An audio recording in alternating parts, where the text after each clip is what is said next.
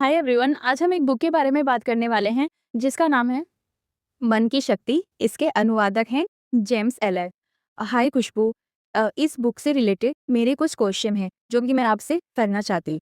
मेरा मेरा पहला सवाल है, क्या सोच बदलने से सच में हमारा जीवन बदल सकता है? ये हमेशा से मुझे एक मोटिवेशनल डायलॉग रहा है। मुझे भी ऐसा ही लगता था सच कहूँ तो, लेकिन फिर मैंने मन की शक्ति इस बुक को पढ़ा।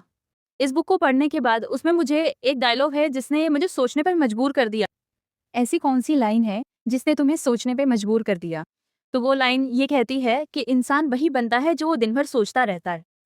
अगर मैं हर समय गुस्सा, डर ऐसी चीज़ें सोचूँ तो क्या सच में ज़िंदगी बदल जाती है? हाँ, बिल्कुल। और यही इस किताब की सबसे बड़ी सीख है, सच में। हाँ, कहने का मतलब ये है कि लोग अपनी नौकरी बदलना चाहते हैं, शहर बदलते हैं और रिश्ते भी बदलना चाहते हैं, लेकिन वह अपनी सोच बदलने की कोशिश बिल्कुल नहीं करते हैं। ये तो है।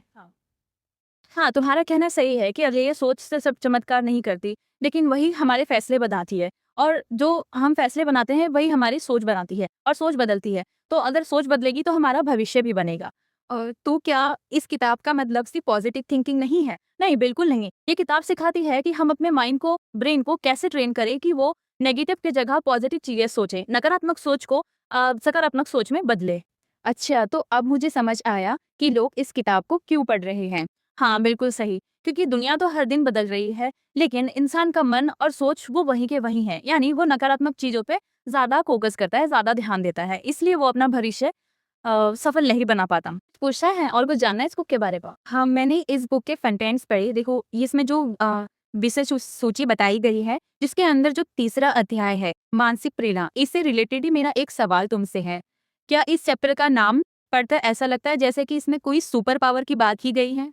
हाँ, तो यही इस बुक की मजेदार बात है। पहली नज़र में तो ऐसा ही लगता है, लेकिन अगर गहराई से पढ़ो तो लेखक एक सवाल पूछते हैं, क्या हमारे विचार सिर्फ हमारे दिमाग तक सीमित रहते हैं या उनका असर हमारे आसपास के लोगों पर भी पड़ता है?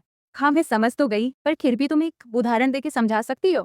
हाँ, चलो ठीक है, एक आपको उदाहरण देते हैं। मान लो एक क्रिकेट टीम मैदान पर उतरती है, ठीक है?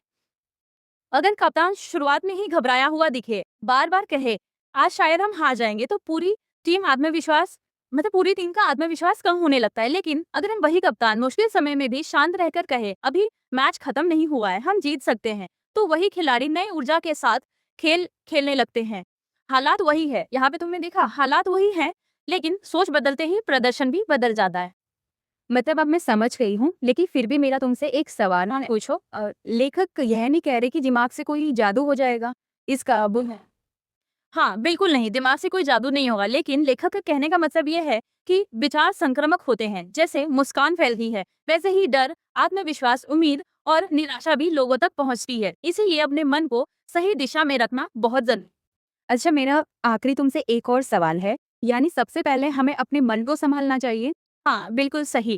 कहने का मतलब ये है, क्योंकि कई बार क्या होता है, हमारी सबसे बड़ी ताकत हमारे शब्द नहीं होते, बल्कि हमारी मानसिक अवस्था होती है। यानी जैसा हम सोचते हैं वैसा ही हम करते हैं और वैसा ही हम बोलते हैं और वैसी ही चीजें लोगों के आसपास फैलाते हैं। हाँ, अगर आप अपने मन की शक्ति को समझना चाहते हैं तो ये किताब आपके लिए एक अच्छी शुरुआत हो सकती है।